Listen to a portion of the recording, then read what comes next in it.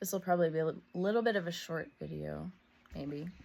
No promises, but what's been arising the last few days, and I had a conversation with a friend yesterday about this, or something along these lines, is about speaking clearly and telling the truth in all circumstances, and really what a tall order that is. It sounds really simple. I'm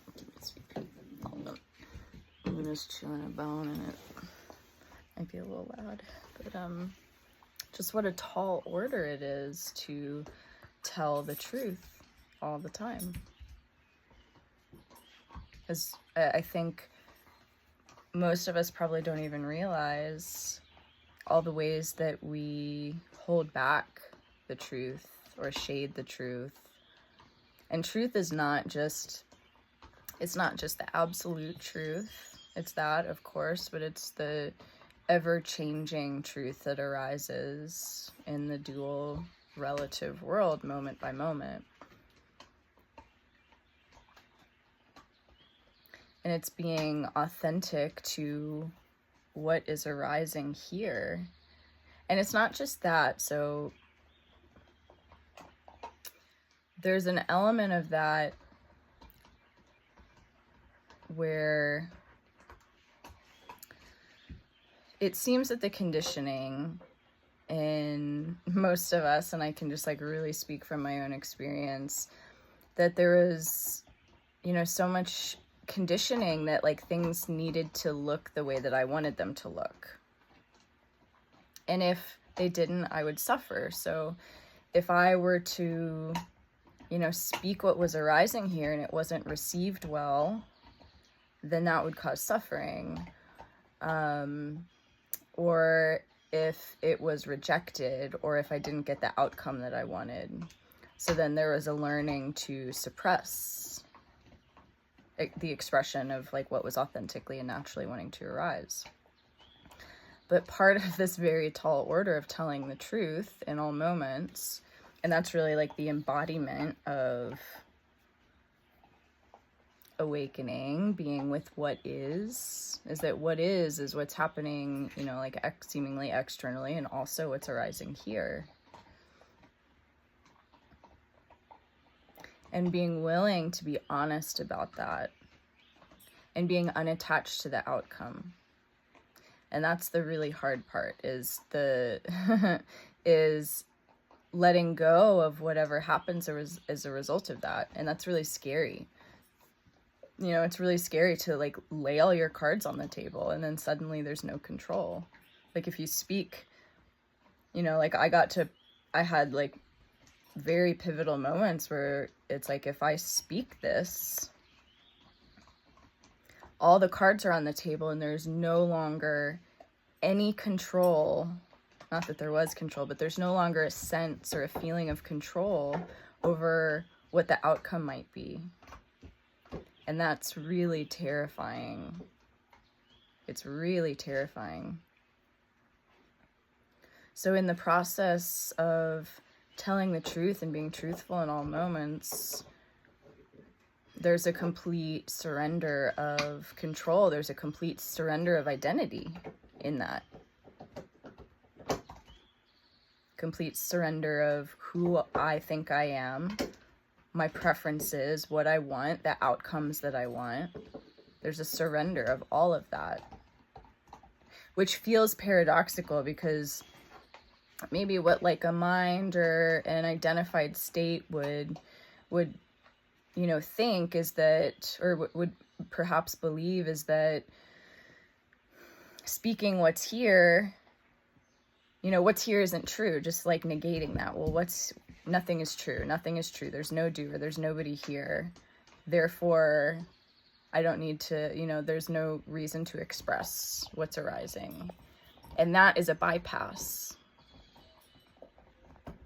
But the paradoxical thing is that in the authentic expression of what's here, there's actually a letting go of identity, because there's no longer a sense of control over outcome. And so there's like an opportunity, like what's being given to the situation, to life, is the opportunity to challenge who we think we are in that moment with whatever, the response to that authentic expression happens to be.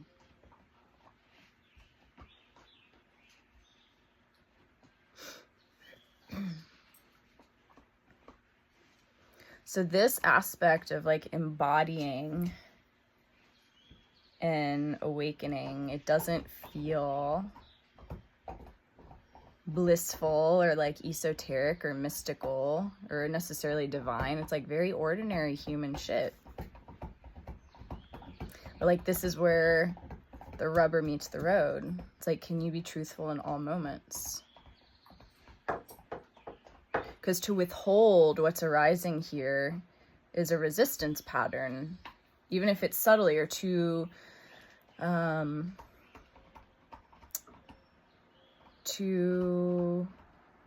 alter,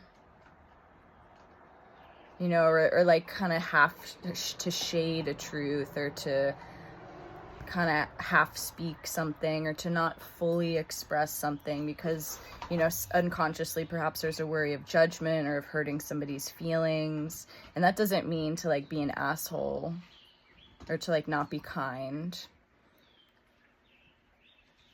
because those things may just happen. Like there's sometimes where like it's just felt in the body, a situation, like what's being asked is to be really like sharp and stern.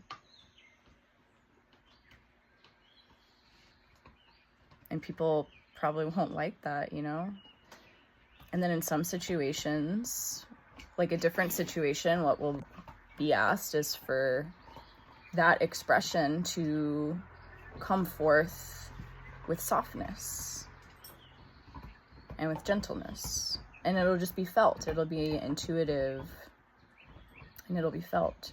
So what I found is like, this stuff is not, it can't, I guess it could be a practice of just like, spend a day, challenge yourself to tell the truth in every encounter with a human being. Like if somebody, like truthfully, it can be hard. So just like a little example, like I have a neighbor and she and I hang out sometimes. And, I told her that like, I was just like really straight with her when we met and when we started like spending some time together, that I require a lot of alone time. And if I just don't want to hang out one day when you text me, I will tell you that, and it's not personal.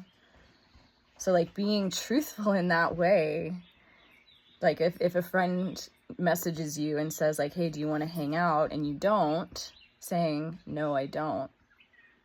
I would prefer not to, like, and being honest, like being honest, even if that like, that's so outside of our social norms, to like be so honest and direct. And I find that sometimes people don't really know how to take that stuff, but overwhelmingly for the most part, I found that people are so appreciative of it because nobody will ever have to question where you stand. That is the embodiment of truth. That is the embodiment,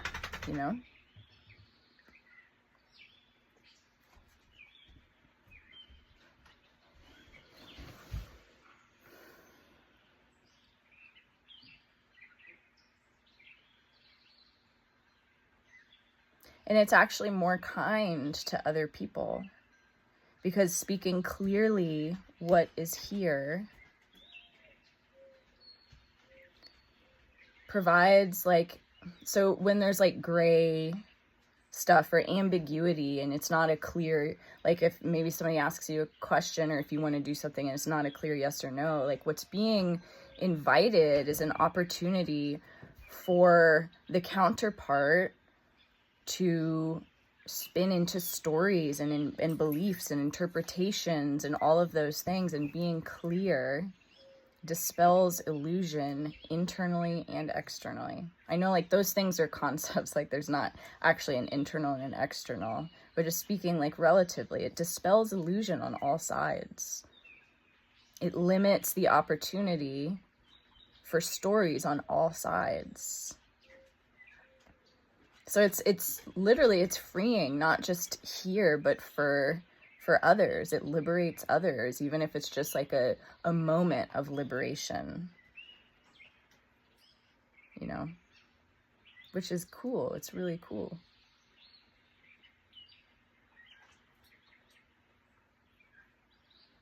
So telling the truth, embodying the truth it's not easy. It's not easy. Just try it for a day and see how difficult it really is. And you'll really run up against all of your conditioning. And it's very illuminating. And it's challenging. But that is the living expression of truth. That is what it means to embody it.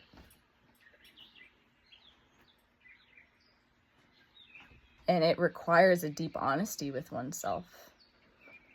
Like, am I telling the truth right now? Or you may even get past a moment and retrospectively be like, oh, wow, I didn't actually completely speak the truth. That wasn't actually completely true.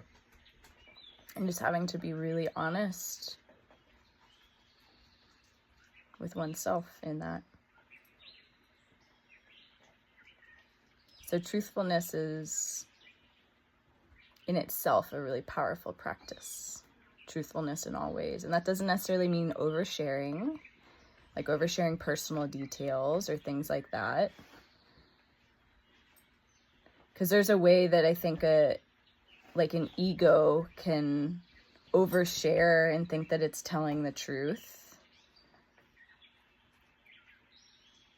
But it's really like attuning to the physical body and the impulses in the body, not the mind. That like, I should do this, I should do this, I should do this, I should do this, I shouldn't do this. Well, maybe I should do this.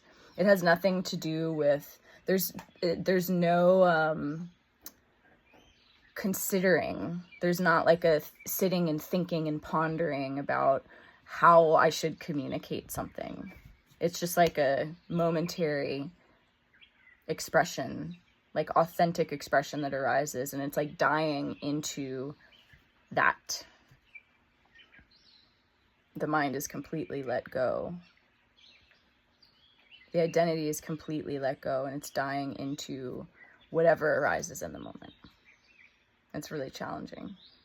So, something to sit with today.